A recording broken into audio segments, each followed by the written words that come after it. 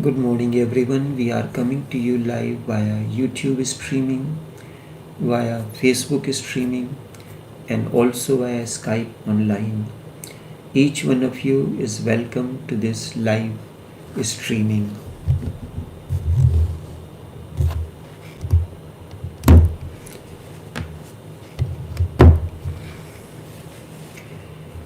Going within. What is truth? This is one of the most important questions that can arise in anybody's mind, but there is no answer to it. The most important question, what is truth? This is ultimate question and does not have any answer. Why is it so? Because the question is ultimate, and anything that is ultimate, it cannot have an answer. When Jesus was given the sentence to be hanged, Pontius Pilate asked Jesus, what is truth? Jesus remained silent. Not only that, the story says, when Pontius Pilate asked the question, what is truth? He did not wait to listen what Jesus has to say. He did not wait for the answer.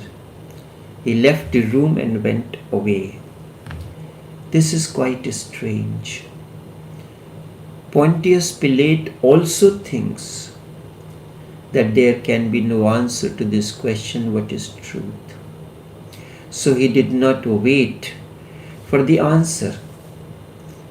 And Jesus remained silent for another reason. Both remain. Pontius Pilate did not wait for the answer. He has his own reason. And Jesus did not answer this question because of his own reason. Jesus remained silent because he knows this question cannot be answered. But the understanding of Pontius Pilate and Jesus are not same, because two persons are diametrically opposite. Jesus is an awakened master. Pontius Pilate that this question cannot be answered because there is no truth. How can you answer it when there is no truth? That is the logical mind. Logical mind, the Roman mind, the Romans that Pontius Pilate represented. Jesus remained silent for another reason, because it's not that he was silent because there is no truth, but he remained silent that truth is so vast, it is undefinable. The truth is so huge, enormous, that it cannot be defined in a single word, yes or no. No way it can be defined.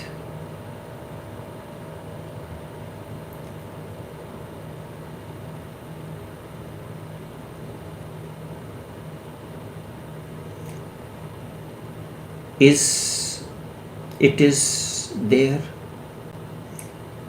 One can be it, but you cannot say anything about it, what is truth. For two different reasons, both behaved almost the same way. Pontius Pilate did not wait for the answer. He knew already that there is no truth. Jesus remains silent because he knows truth. He knows that nothing can be said about it. The question that arises or can arise in anybody's mind is absolutely significant. There is no question higher than this question, because there is no religion higher than truth. Truth is the only religion. It has to be understood. The question has to be analyzed. And in the process of analyzing the question, trying to understand the question itself, certainly you will get insights into what truth is. No master can answer it for you. I cannot answer it, but I can take you deep into the question. And when you go deep into the question will start disappearing. And when question has disappeared, you will find the answer at the core of your heart. You will realize not that you have known, you will realize that you are truth. How can you miss it? Maybe you have forgotten about it. Maybe you have lost track of it. Maybe you have forgotten how to enter into your own being, into your own truth. Truth is not hypothesis, it's not dogma, it's neither Hindu, Muslim or Christian, nothing doing with that.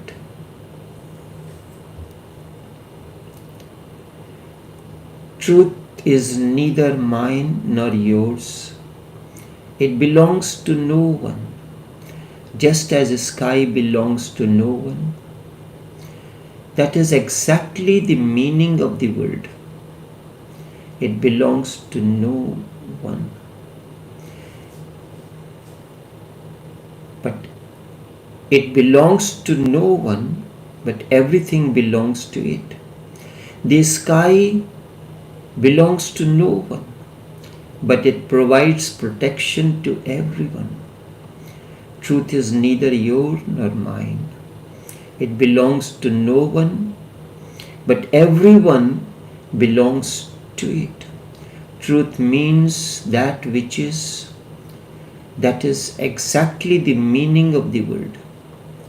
It comes from the Latin root verus, V-E-R-U-S. It means, verus means that which is. In English, there are a few words which are derivatives from Latin roots. Verus was, were, that comes from the Latin root verus. In German, the word wo comes from this Latin root verus. It means that which is. It cannot be interpreted. Once the interpretation comes in, then what you know is reality, not truth. There is a difference between reality and truth. And that is the difference between truth and reality. When truth is interpreted, it becomes reality. When truth is interpreted, it becomes a reality. And as it is, when there is no interpretation, then it remains truth. So the moment you answer the question, what is truth? It does not remain truth. Instead, it becomes reality. It becomes reality it is no longer truth. Interpretation has entered into it. And how does interpretation comes in? It comes through the window, through the door of the mind. And mind colors it. A Hindu mind colors it in its own way. Muslim mind colors it in its own way. So is Christian, so is Jews. And realities are as many as there are human minds. As many human minds, as many human beings are, so many are the minds and so many are the realities. And realities are as many minds are there. There are multi-realities. Truth is one. Truth is unknown and unknowable. You can be it, but you cannot know it. When mind is not there, you enter into truth, you come to know what truth is. It is the mind that keeps you separate from me. It is the mind that keeps you separate from others. Not only that, it keeps you separate from existence, separate from God. If you look through the mind will give you a picture of truth. Just like when you reach a new city in the night or you open the window, it is through the framed window that you are getting the glimpse of outside. The star-studded night, the moon on the horizon, breeze, snow falling, so on and so forth. It gives a picture. It will only be a picture, a photograph of what is. And of course, the photograph depends on the aperture of the camera, the quality of the camera, on the film that is used, on the chemicals, on how it has been developed. I recall once I went on a cruise. Right through, the photographers, from the time you enter, without your asking, they were taking the photographs. They went on taking photographs. Any angle they found you looking good, they took. And during the certain hours before we were to get off the ship, the photographs were exhibited. Maybe about 20 to 30 photographs were mine. So I asked the person, you have taken so many pictures, you have developed it, you have used chemical. Does all these photographs that you have taken are sold? He said, no. So I said, that means you waste the photographic paper. He said, no, I don't waste it. Whatever photographs are sold, that covers our cost and gives us enormous profit. And the remainder of the photographs, I clean it and reuse it. This is the mind. Your mind is prejudiced. It has its own chemical and everything. And everything, what kind of picture you will get of truth, it will depend on the film used, the chemical used, the aperture, the quality of the camera. 1,001 things enter it. It becomes a reality. The word reality is beautiful. It has to be understood.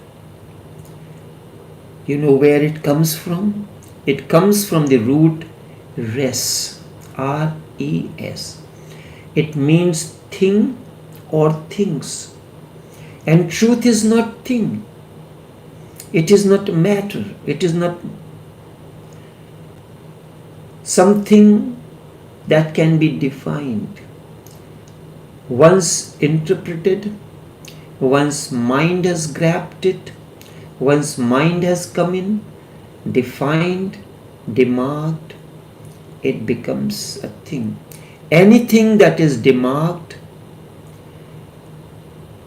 defined, becomes a thing. If you fall in love with a woman or a man, there is some truth in it.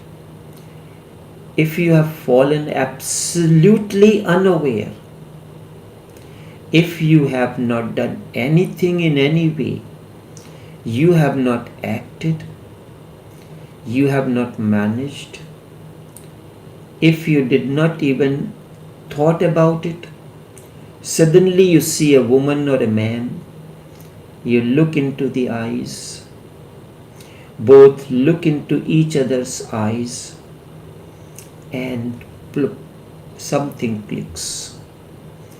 You are not the doer of it. You are simply possessed by something. Possessed, at least not in the very, very beginning when love is virgin. In that moment, love is truth. And there is no interpretation. That is why love remains undefined.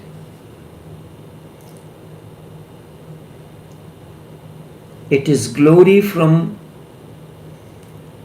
an unknown realm, often mocked, disfigured by the baser minds.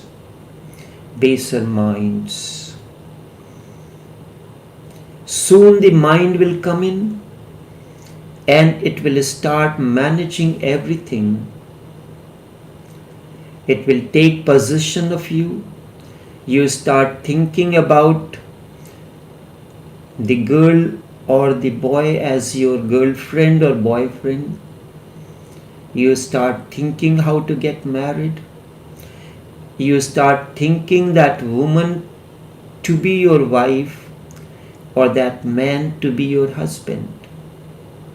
You start thinking, now these are things, the girlfriend, the boyfriend, the wife, the husband. Truth has disappeared. Truth is no longer there. It has receded back. Now things are becoming more important. The girlfriend, the boyfriend, the husband, the wife. These are defined, but love remains undefined. Whatever is defined becomes secure, and undefined is insecure. You have started killing, poisoning the truth. Sooner or later, there will be a wife and a husband, two things. But the beauty is no more. It is gone. Beauty is gone. The joy has disappeared. The honeymoon is no more. It's over. The honeymoon gets over the moment truth becomes reality. As long as you remain within the truth, honeymoon never comes to an end. A master honeymoons with his being, with God, with godliness. When love becomes a relationship, a master is embodiment of love. Love is not relationship for him, is the way to relate. When love becomes a relationship, honeymoon is very short, unfortunately. And I am talking about the honeymoon that begins and never ends. It continues. Maybe in your case the honeymoon was for a moment, but the purity of it, the crystal clarity, the crystal purity of it, the divinity of it, the beyondness of it is all from eternity. It is neither time bound, it is neither mundane. It is like a ray coming into a dark hole. It comes from the beyond, transcendental. It is absolutely appropriate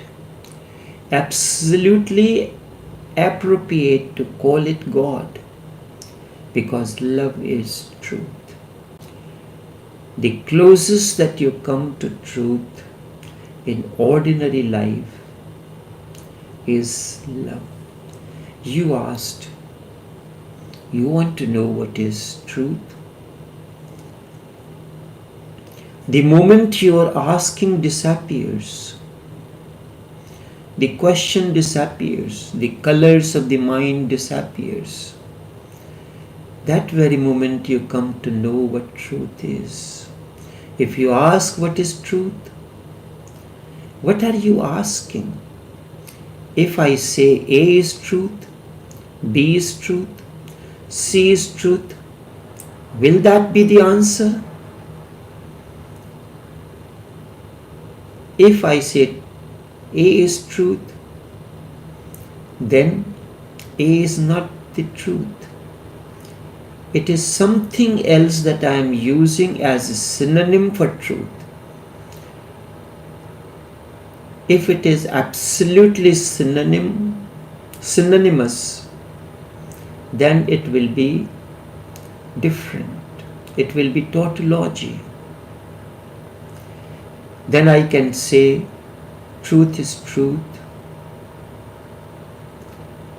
but that will be silly, meaningless. Nothing is solved. The dilemma remains the same. If A is truth, then it means truth is truth. If A is different,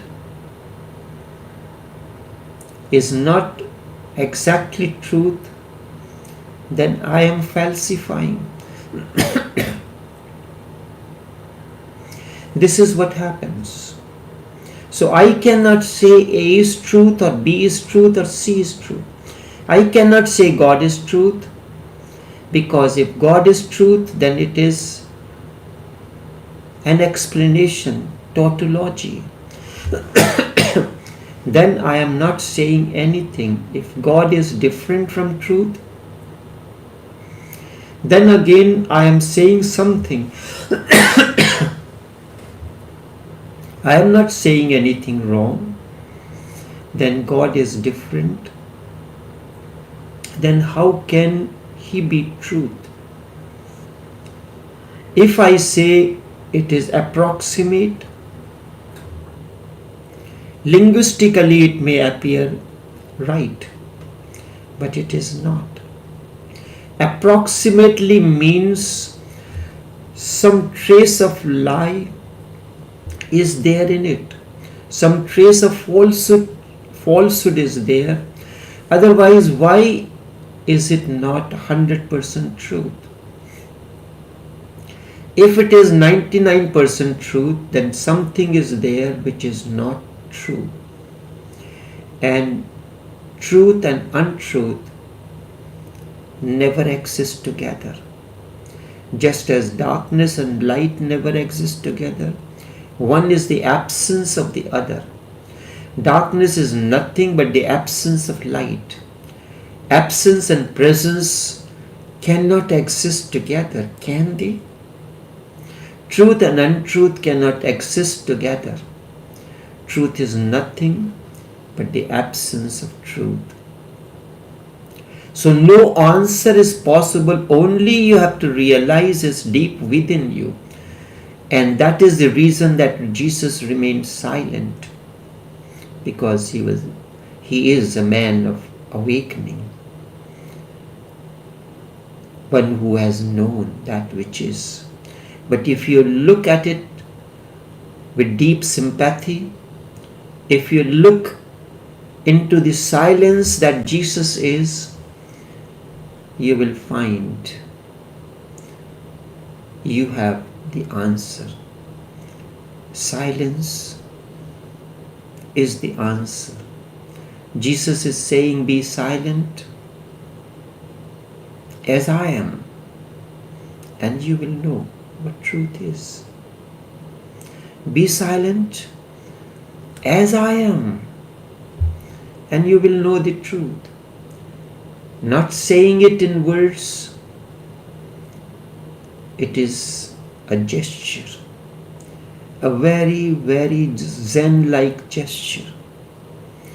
A simple, childlike smile on your face answers it.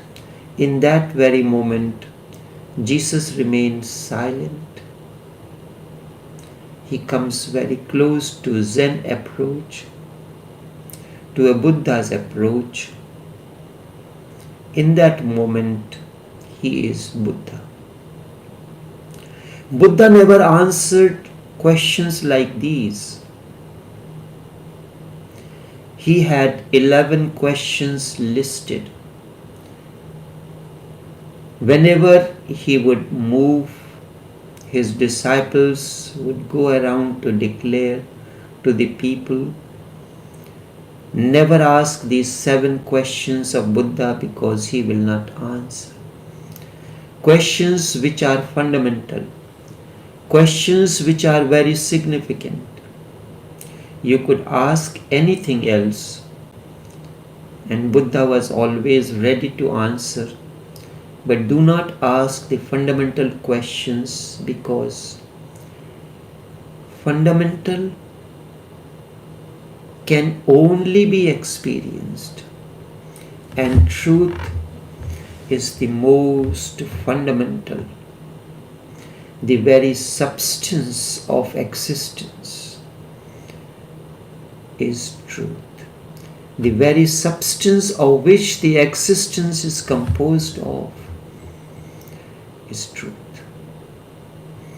That which is fundamental, how can you explain it? Go into the question is significant. It is arising in your heart. What is truth? There is a desire to know what it is. That is why it is arising. Do not push it aside. Go into it. Whenever it happens again, close your eyes. Go into the question, and let the question be the thoroughfare through which you enter deeper into the realm of the woods of the heart. Let the question become very, very focused. Nothing else remains but the question, what is truth? Let there arise great concentration. Forget everything else, as if your whole life depends on this question. What is truth? Let it become a matter of life and death. And don't try to answer it, because you do not know the answer. Answers may be coming. Mind is always ready to supply the answers. But see the fact. That is why you are asking. How can your mind supply you with an answer? Mind knows not. So tell the mind, keep quiet. If you know, then there is no need for the question to be there. So you don't know. That is why there is a question. Do not be befooled by the mind's toys, the toys that mind gives. It supplies toys and says, look, it is written in the Bible, look, it is written in Bhagavad Gita, it is written in Upanishads. This is the answer.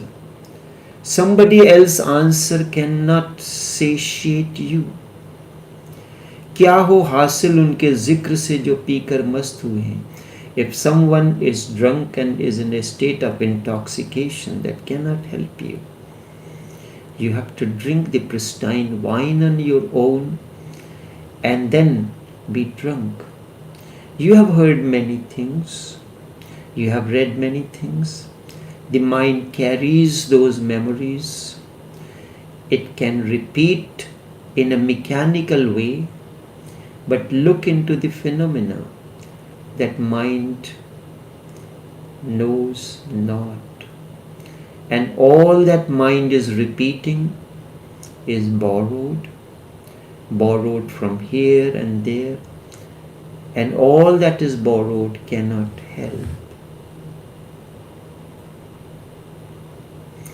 I have heard it had happened at a railway crossing. Gates were closed. A train was passing. And man was sitting in his car, waiting for the train to pass, gate to open. He was reading a book. A drunkard who was sitting by the side of the gate comes close to the car, knocked at the window of the air-conditioned car. The man opened the window and said, "What can I do for you? Do you need any help?" And the bum said, "Yes, for 2 days I have not eaten anything at all. Can you give me 2 rupees? And that will be $2. That will be enough for me." The man laughed and said, "Never borrow and never lend money.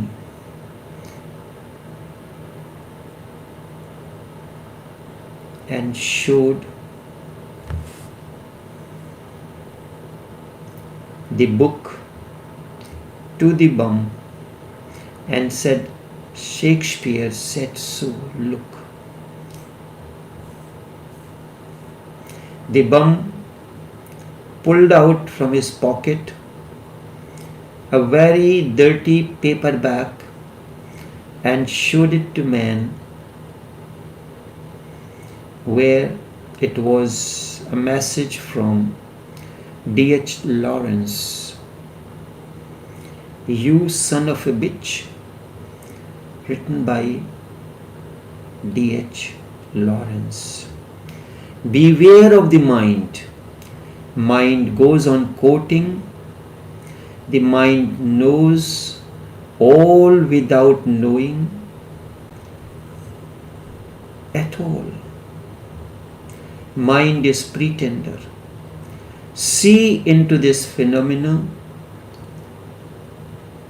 that is insight. It is not a question of thinking. Raman used to tell his disciples to go within. Keep on answering the questions and removing the layers upon layers, just as you remove the layers from an onion, and in the end you get emptiness. You have not seen through and through. You have to look deeply into the phenomena, the functioning of the mind. How does mind functions? It borrows things from here and there.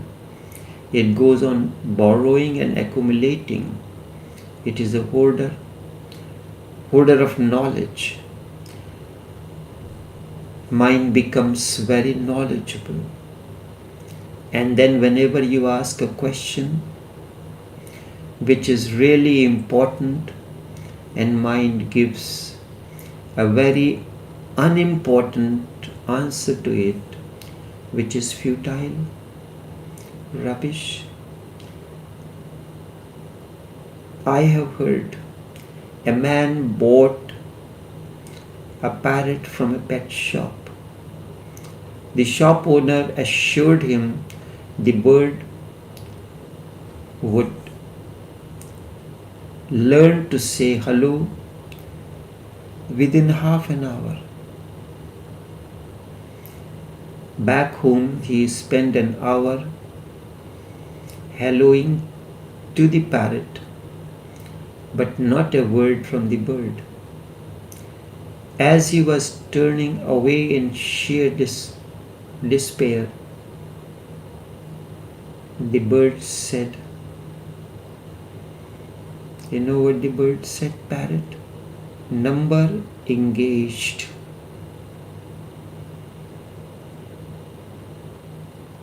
When a number is engaged, you do not get the answer.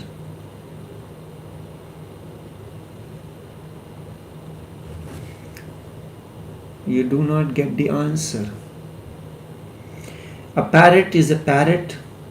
He must have heard it in the pet shop. This man was going on and on, hello, hello, hello, and the bird was listening and waiting for him to stop. It could say only number engaged. You go on asking the mind what is truth, what is truth, what is truth, and the moment you stop, mind immediately says number engaged or something.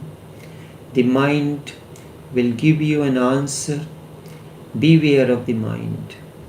Mind is devil, and it is your mind. This insight has to be developed. You have to look through and through, cut the mind into two with a sharp blow of the sword. And what is the sword? Sword of awareness. Cut the mind into two and go through it. Go beyond. And if you can go beyond the mind, and that too through the mind, and a moment of no mind arises in you, there is the answer. Not a verbal answer, not a scriptural quote, but authentically your an experience. Truth is existential experience. Truth is existential experience.